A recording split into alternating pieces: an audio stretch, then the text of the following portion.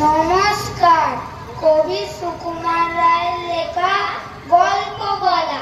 এক যে রাজা। থাম না দাদা, রাজা নয় সে, রাজ পেয়াদা। তার যে মাতুল। মাতুল কিসে? সবাই জানে সে তার পিসে। তার ছিল এক ছাগল। ছাগলের কি গজায় জানা? একদিন তার ছাদের ছাদ কোথায় হে? টিনের ঘরে। বাগানের এক কুড়ে মালি নয় তো, মেহের আলী। মনে সাদে গাইতে বেহাগ। বেহাগ তো নয়, বসন্ত রাত। থাও না বাপু, ঘেঁচা ঘেঁচি। আচ্ছা বলো, চুপ করেছ। এমন সময় বিছানা ছেড়ে হঠাৎ মামা আসলো ধরলোতে তার ছুটির গোছ।